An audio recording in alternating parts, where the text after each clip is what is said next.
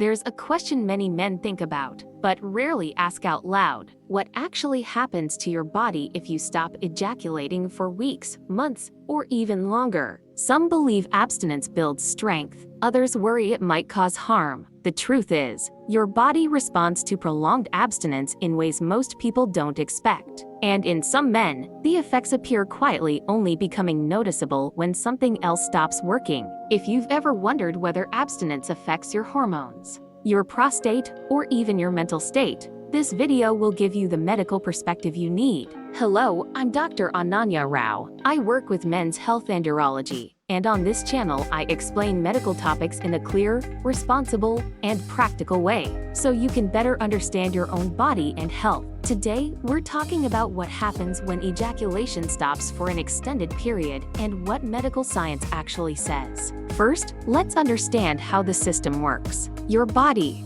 produces sperm continuously in the testicles. This process does not stop just because you are not ejaculating. Seminal fluid is also produced by glands such as the prostate and the seminal vesicles. So when ejaculation does not occur, the body needs ways to manage this buildup. One natural mechanism is nocturnal emission, commonly known as wet dreams. This is the body's way of releasing accumulated semen during sleep. Another process is reabsorption. Older sperm cells break down and are reabsorbed by the body. This is completely normal and part of how the male reproductive system regulates itself. Now, how your body responds to prolonged abstinence depends on several factors: your age, overall health, hormone levels, and even your psychological state. There is no single answer that fits everyone, but there are patterns we commonly see in urology, and those patterns are important to understand. Let's go through the main effects prolonged ejaculatory abstinence may have on the body. First, changes in prostate health. The prostate gland plays a key role in producing seminal fluid. When ejaculation occurs regularly, the prostate empties that fluid. When it doesn't, fluid can accumulate. Some research suggests that infrequent ejaculation may be associated with a slightly higher risk of prostate congestion or inflammation, sometimes referred to as congestive prostatitis. On the other hand, large studies have shown that men who ejaculate more frequently, around 21 times per month, may have a lower risk of developing prostate cancer later in life. This does not mean that abstinence causes cancer, but it does suggest that regular ejaculation may support prostate health in some men. If during prolonged abstinence you experience pelvic discomfort,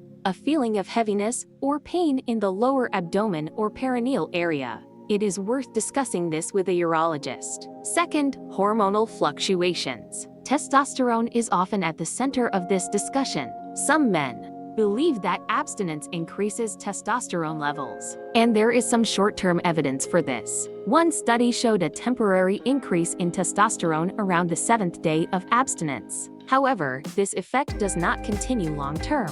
Levels typically return to baseline afterward. Long-term abstinence does not lead to sustained higher testosterone. In fact, regular sexual activity and ejaculation are part of a healthy hormonal feedback loop. Over time, some men may notice a reduction in libido during prolonged abstinence. This does not mean something is wrong, but it can affect motivation, mood, and overall sense of vitality. Hormones do not work in isolation. They respond to behavior, stress levels, sleep quality, and general health. Third, psychological and emotional effects. Sexual health is deeply connected to mental well-being. For some men, voluntary abstinence can feel empowering. It may be part of personal discipline, spiritual practice, or recovery from compulsive behavior. For others, especially when abstinence is involuntary or prolonged, it can lead to frustration, anxiety, or feelings of inadequacy.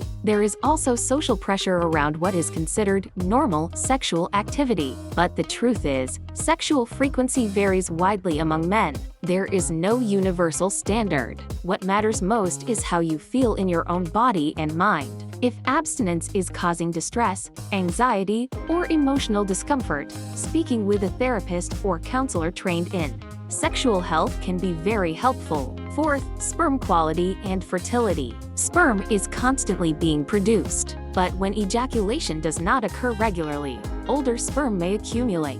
Some studies suggest that very long periods of abstinence, several weeks or more, may reduce sperm motility, meaning the sperm's ability to move effectively. That is why, for men trying to conceive, doctors often recommend ejaculating every 2 to 3 days around ovulation. This helps keep sperm fresh and more mobile. Abstinence does not damage fertility, but it does not improve it beyond a certain point either. If you are planning to have children and have questions about sperm health or timing, a fertility specialist can guide you properly. Fifth, nocturnal emissions and self-regulation. As mentioned earlier, the body has built-in release mechanisms. Nocturnal emissions are more common in younger men, but they can happen at any age during prolonged abstinence. This is not a disorder. It is a normal, physiological response. Some men feel embarrassed by it, but medically there is no reason for concern. It simply means your body is regulating itself as it should. If nocturnal emissions become painful,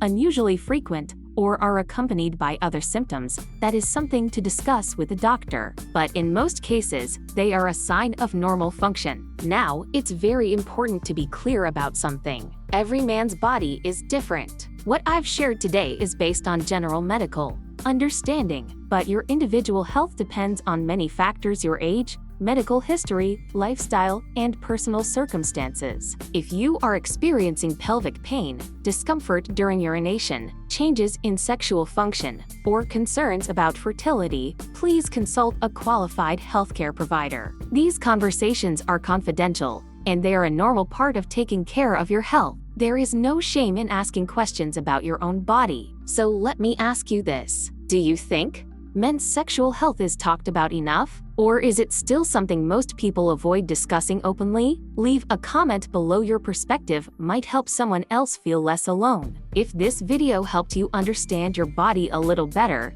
consider subscribing to the channel. I post new content every week focused on men's health, explained clearly and responsibly. And in the next video, we'll talk about how lifestyle habits naturally affect testosterone levels. Take care of yourself. I'll see you in the next one.